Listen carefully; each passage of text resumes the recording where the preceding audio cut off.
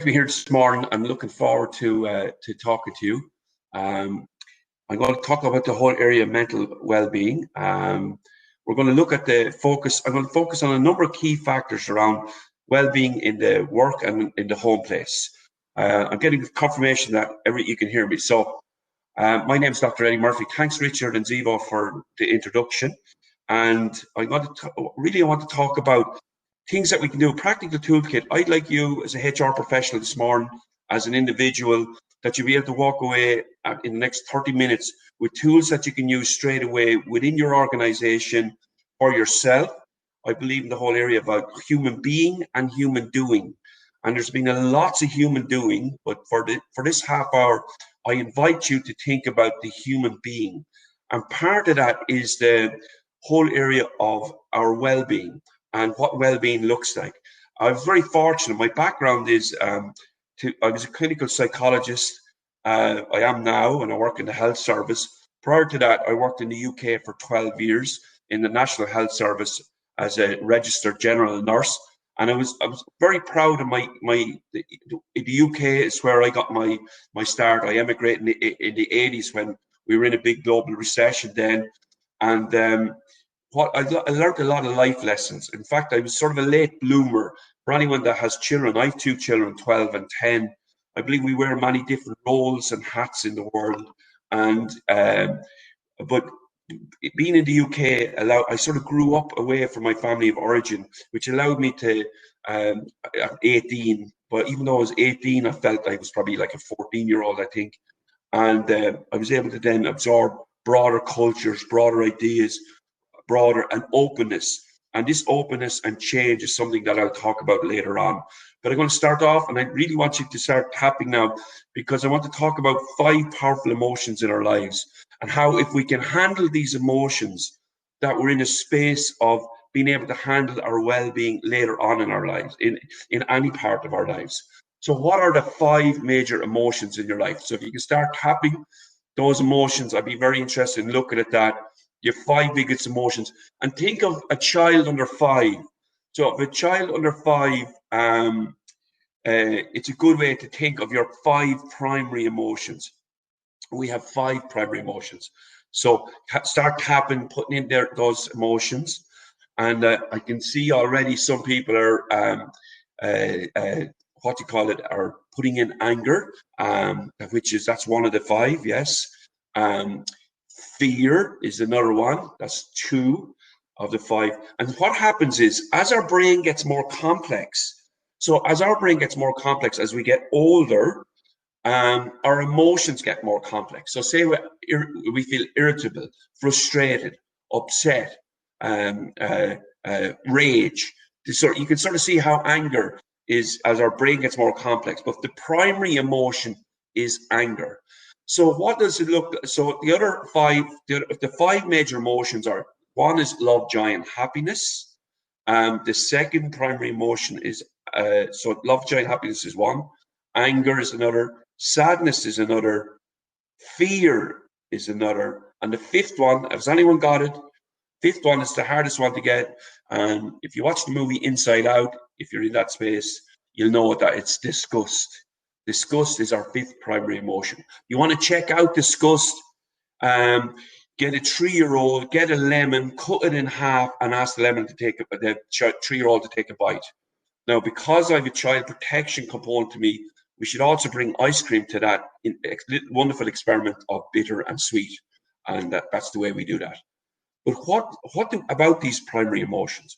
Where do these emotions move when they go into the clinical space, the concerning space? Where does sadness go when it goes into this space? So what would be interesting to know is that sadness, when it shifts clinically, can be clinical depression can be a feature of that, or bipolar as well that's in that space as well. So sadness shifts in a way. And what's really important to know is that what impacts on our mood. So physical exercise, there's a massive study. The National Institute of Mental Health have a study over 10,000 people, which shows an evidence base for 40 minutes of physical exercise 4 times a week is the equivalent to mild to moderate, is the equivalent of medication for mild to moderate depression. Severe depression, GP route and treatment, proper treatment through the NHS, through the IAPT system, that's improving access to psychological therapies. Obviously, a lot of companies have the EAP program, which quite often are underutilized, and the challenge is to get people to proactively start using their EAP at an earlier as part of their intervention. So that's where sadness goes. And if I was, if people have a lot of misconceptions around depression, and for example, if I asked how long does a person have to have depression for before it would be diagnosed in that context of clinical depression, how long would that be? Have a guess in time. If you can just put in a number there, you can. We'd be quite interested to look at that, because what's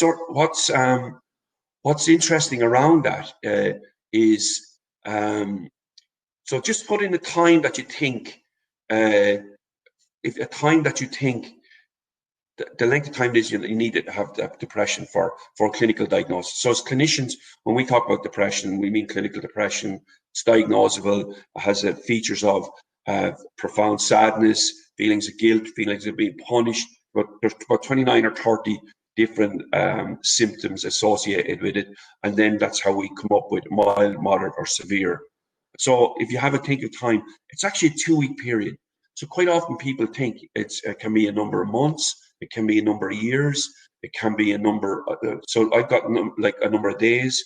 When I ask that question in a group, people come up, and it's from days to years. And we message a hope here. In fact, the opposite of depression, which is really a profound sadness, the opposite of that is hope, and the critical importance of hope. Fear is another. So we're going to jump now from sadness, when it gets problematic, to in the context of our mental well-being, to fear. Fear is one of the biggest ones. And in this context of this COVID environment, in all our countries, a pandemic, we've never lived through a pandemic, our stress response is being activated. We're working from home. Many people are working from the office. There's a really interesting, I'll talk about some interesting data coming through with that now. But fear is activated. And what's interesting about fear is one of these primary emotions. As our brain gets more complex, fascinating what happens fear. So if you can just put in where fear can get to if it's problematic. So panic attacks. So when fear becomes problematic, panic attacks. So imagine our brain now, this complex. Generalized anxiety. Generalized anxiety is where people worry all the time. They're warriors, and they're worried about everything. Social anxiety. Social anxiety is one of the most missed of all the anxiety presentation. Social anxiety, where somebody is concerned about what other people are thinking about them, and generally it's about a negative evaluation. We have health anxiety. Oh, I have a headache. Oh, that means I have a brain tumor. Oh, I have a pain in my belly. That means I have bowel cancer. So people with health anxiety have a beaten path down to their GPs and getting scanning. But the issue really is an anxiety-based issue. Obsessive compulsive disorder, post-traumatic stress. So they're all in anxiety and phobias. So imagine now I had a brilliant power in this, and I was able to bring a spider into your life, a spider in. Or imagine I was able to bring a snake in, or a rat into your room now where you are. What would happen? How would you react? What would be going on there? So we'd be going into that fight and flight and freeze mode. And during this pandemic, in a way, our stress levels have been activated, and we're gone into our stress mode, which is a protective mode, and we're engaged in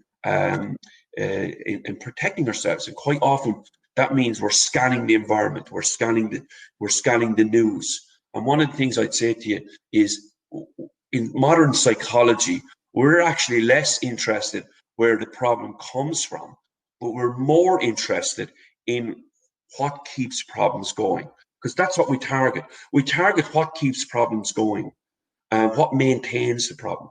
When it comes to anxiety, any of the anxiety presentations I talked about, if a snake was in your room, you probably have ran out. If if the mouse or the spider was a big spider, I mean a tarantula, I mean a big spider, was in your room, you probably run out. And so it's a protective thing. But in life, what quite often we fear is about conversations that we need to have with others. Too often we say yes when we want to say no. Too often we acquiesce. We're not assertive enough, and we're effectively avoiding. That's what we're doing. So it's the same as running out the room.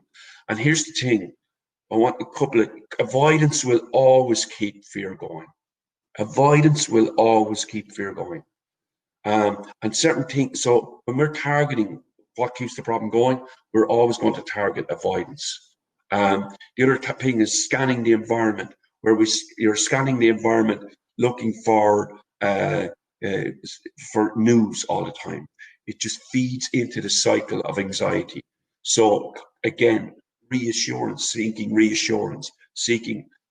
This is, as our brain gets more complex, you can see with fear how it's spirals into many different places in the clinical space: generalized anxiety, phobias, obsessive compulsive disorder, panic attacks, health anxiety, social anxiety, and all of different treatment pathways.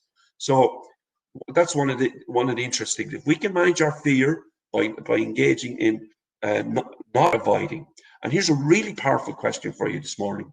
A really powerful question is, in life, is what would you do if you were not afraid? What would you do if you were not afraid? Really powerful question. Because when we're afraid, we generally step back. And when we answer that question, we generally step up. And that's what I invite you to think about. What would you do if you were not afraid? Go back into our other primary emotions. So we've looked at sadness, we've looked at fear, we've looked at anger is another one. And anger is really interesting. But some people anger out, they're expressive or explosive. And some people implode and some people explode. And some people do a combination of both, depending on the circumstances. So if you saw me this morning in the house, I was exploding a bit, trying to get the kids out. Anger is a normal human emotion, but it's when we harm others or harm ourselves. Anger is quite toxic to us.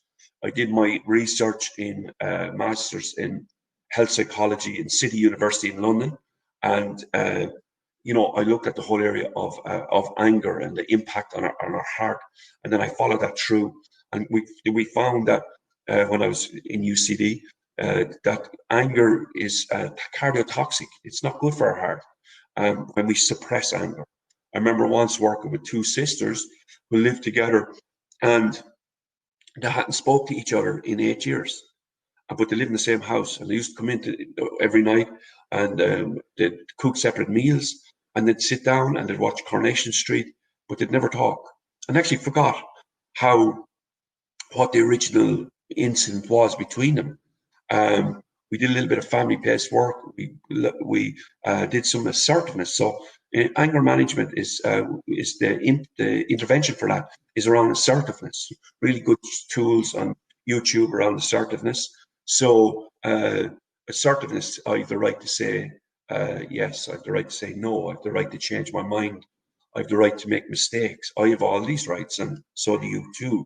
So when we're engaged in assertiveness, it's about a win-win. It's not using power, so I win and you lose, or you're not exerting yourself, so you lose and the other person wins. And assertiveness is a key tool in life, and it's a key tool for the management of anger. Disgust. So we've looked at sadness, looked at fear, we've looked at anger. I'm going to talk about love, joy, and happiness. It's a really important one. I'll put that towards the end of our talk today. And disgust, where, when you think about disgust, where does that come from? And quite often the clinical impact of disgust is around body image for both women and men, and young women and young men, and doesn't really matter about self-confidence. I'm disgusted when people they have a harsh internal critical voice. And I'm inviting you today to think about that voice in your head. Is it harsh, internal, or critical? I know when I do talks to different companies and we're talking about how you maintain your mental well-being, managing these 5 emotions is critically important. A harsh, internal, critical voice, the opposite of that is something that's nurturing, coaching.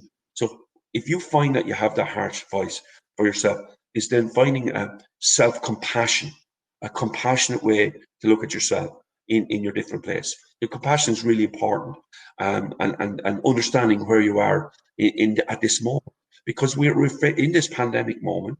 We may be doing things that we don't normally do. You probably find that your sleep is more disturbed than normally. You probably find that you might be a little bit more irritable than normally, because our fuse normally, some people have short fuses and some people have medium fuses and long fuses. You find through this period our fuse has been shortened, and that's one of the features. And then there can be other parts of that shortening of fuse. Houses can have vulnerability. Family members can be, we cocoon in Ireland and you shield in England. And in our house, my had cancer, and she's in. So we're in a sort of semi-cocooning, shielding type model where we're trying to mind ourselves as well. And but it brings just an added stress into the whole situation. So they're the real worlds that we're living in. And one of the things around the COVID period, that we're scanning the environment. Where some people, we have a sphere of control, a sphere of influence, and a sphere of concern.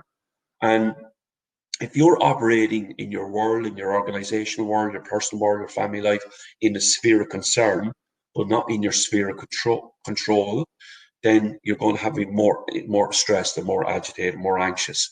If you're working in your sphere of control about space, face covering, good cough etiquette, hand washing, hygiene, then you're in that sphere of control. It's going to give you more sense of control. And this is really one of the things that we, from some work-based research I've seen recently, is how about 30% of people, this is really interesting from a HR professional point of view, are actually enjoying the whole experience of being at home working and being able to blend their family life and homework. There's another 30%, who are really missing the workplace and really missing their colleagues and really missing the creativity and really missing their capacity to engage with their colleagues. And there's a sense of loneliness and isolation. And I want to speak to loneliness really, because I am on the National Loneliness Task Force here in Ireland, and I made a contribution to it up in the north of Ireland as well, where we looked at the impact of loneliness. And what we know about loneliness, you often think loneliness is an older person in a different environment. But loneliness that was my dog. He might pay a visit down here in a minute, and Sam, and I'll show you one good stress management technique. Is loneliness impacts on our stress levels. And loneliness is the equivalent. When we're thirsty, we get a signal to drink. That's our human signal to drink when we're thirsty. So I'm going to take that opportunity. Self-care, very important. We'll get into that in a minute. When we're hungry, we get a signal to eat. And when we're lonely, that's our human signal for human connection, to connect with somebody else. And 30% of people now, there was a big study of over 100 workers. They looked at 1,000 workers, where they looked at people from different levels of management, and loneliness was a significant feature. So there's a real shout out here to the organizations, to team leaders, to connect, to continue the communication, to connect, to engage with others, to impact on that loneliness. Loneliness is equivalent to smoking 15 cigarettes a day. It impacts on our life expectancy, prolonged loneliness. It can happen, new mums, people that move country, people that move location, people that move study, people in the workplace. Loneliness is universal. It just doesn't happen to older people, like the way our stereotypical way we can think about it. So there's some incredible speakers on today, and I encourage you to listen to John Lonigan, because I've heard him before. One of the things I wrote about, and we did a talk before, was this thing about becoming your real self. How in life you can become your real self. I believe a lot of people put a front on in the world, and in their front, and inside is their real self. And in a way, what you see is what you get. It's a more less carrying burden way of living. If things happen, just like if the dog walked in or whatever, that's just life, and that's the way it is. And I think we have an acceptance of that is really important, because I think people who put on a front in the world, and inside there's the real self. And I actually think for those people who are happier working from home now, they're just more at ease. They're not putting on the front in the workplace. But if there's a gap between your front and your real self, that gap is generally filled with negativity. What negativity is. One of the things I want to just bring up now is the whole area of happiness, love, joy, and happiness. And for many years, psychologists, we were always asked, like, what's wrong with this person? What's the deficit? What's happening to this person? But they're generally problem focused. And over the last 20 years, in the real area of psychology, I'm very interested in this, around a very interesting solution focused and looking at positive psychology. And Authentic Happiness by Martin Seligman. It's an incredible website. You can all check it out afterwards. But in Authentic Happiness, it gives a life of pleasure, meaning, and engagement. If we're looking at mental well-being today, and if we're looking at mental well-being, it's not the absence of depression, anxiety, and those other mental health presentations, which 1 in 4 will get. That's not us, could be a family member. But it's the presence of pleasure, meaning, and engagement. Now, if I had the power, I would love now to give you all a 99 cone. Now, a 99 cone for our UK cousins is a lovely ice cream cone with a chocolate flake, and you can have sprinkles on it, and you can have anything you want, little strawberry syrup and chocolate syrup. So I want you to savor that. Now, that's the pleasure, meaning, engagement. Just imagine a lovely summer's day. You're down in beautiful, you've done the Lizard Coast Walk in Cornwall, and you're just now sitting back and you're having this beautiful cone. Okay? You've completed that cone and you've had that lovely pleasure, and I give you a second cone. Maybe not go down as well, and I give you a third cone. See, pleasure is short lasting. Pleasure, now I can think of world leaders who continually seek pleasure, but it's meaning and engagement. Meaning and engagement is the dynamo to our well-being. What gives you meaning and engagement? So quite often having passions in your life. So if you want to get typing now, what are your passions? What are your passions in your life? How does this impact on your resilience? How does it impact? Resilience is our ability to bounce back after adversity. I work with fire crews, and I asked them where would the rate where their battery is at. It's off 0 to 100. Where would you rate your energy levels, your battery? Where are you at an 80? Are you 50? Are you 30? Are you high, medium, or low? Where would you rate your battery levels, your battery? You're all plugging in your phones at some stage. You're plugging it in. But are you plugging it in for yourself around self-care? Are you plugging that in around self-care? Are you plugging it in around you got to pour? You can't pour from an empty cup. I'm doing a series at the moment with the Irish Cancer Society and a number of different characters about the importance of self-care for carers. And so, where are you when you plug that from? On 0 to 100, if you rate your levels of resilience, how give yourself a number, and then what I would say is that you would give yourself a number, and then what can you do to shift that by 10%? How can you shift your resilience? Resilience is our ability to bounce back after adversity. How do you shift your resilience? So let's get into the wisdom of the herd here now. What do you do to impact on your well-being? What do you do to impact on that? Yeah. Do you walk? Do you run? Do you go to the gym? Do you talk to people? Do you have cups of tea? Do you have a glass of wine on a Friday evening? One of the really interesting things about the blue zones, and the blue zones are different areas in the world where people live the longest in the world. They live the most amount of octogenarians, centenarians in the world in the blue zones. Okinawa in Sardinia, Loma Linda in America, and they've looked. I was fortunate enough to go over to a community in Minnesota, try to mimic one of these, where they talk about plant slant, looking at the whole area of exercise, having. So I'm going to talk. So I want to just go through some of these. So we're looking in hug the cats, meditate, eat, run, gardening, spending time outdoors, swimming. So we're going to talk. I'll just give you some evidence base now. The power of the green, being out in nature, green, mountains, forests, land like grasslands, can give us a real soothing effect on our autonomic nervous system. That's the power of the green. And then the power of the blue is lake, sea, and the rivers. Very powerful well-being effect, a very well-being effect. Practicing gratitude. Some people are putting meditation, listening to podcasts. So meditation, I just want to briefly go into mindfulness. Mindfulness, the evidence-based intervention for mindfulness is John Kabat-Zinn. It's an 8-week program. It's called MBSR, Mindfulness-Based Stress Reduction. Really powerful program, available right throughout the world, UK and Ireland.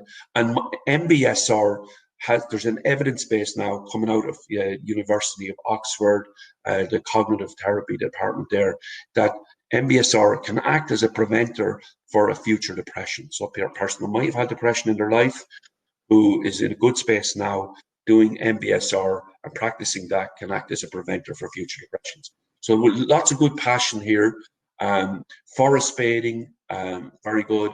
Emotional, mental well-being, art therapy. So lots of really putting in lots of self-care there, and wisdom of the tribe. I love that wisdom of the tribe.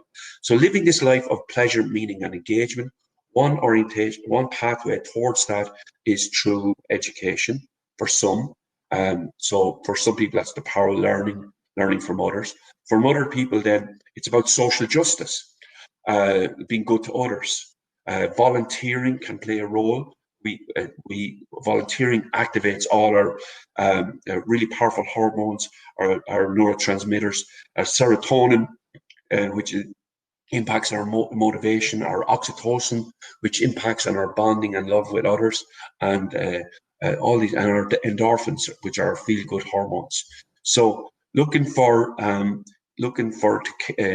so justice, social justice for others, and we're very proud in Ireland about our marriage equality, all the different areas that we've tried to open up our society in terms of diversity and inclusion, and that's something that has given a lot of people a lot of joy in their social inclusion. So that's being good to others. Then being good to ourselves, investing time in ourselves around self-care. Sometimes it's around a sense of modesty, a sense of gratitude. In Wales, to do a wonderful thing, and if you have family members or kids, is to do, and even as adults, they do called 3 good things. It was a national program in Wales. When you go to bed at night and you scan what happened during the night, scan for 3 good things that happen. Instead of orientating ourselves towards the negative, we're orientating ourselves towards the positive. What three good things happened today? Did I connect with somebody? Small things. And then the final one is then in terms of our so we're learning, being good to ourselves, being good to others, is appreciation, and it's about finding a meaning beyond the material world. And for some people, that's faith, and they can find that through their faith and religious practice. And there's really strong evidence for that. And for other people, it's about can be awe and the power of nature and the power of beauty, and getting a sense, finding something bigger than themselves. I often do that when I listen to Brian Cox and he's trying to explain the universe, and I'm still looking at that on rewind to see exactly that I understand when he talked about 100 billion galaxies, and I'm trying to get my head around that. It's really getting you into awe and how big and how beautiful the whole world is.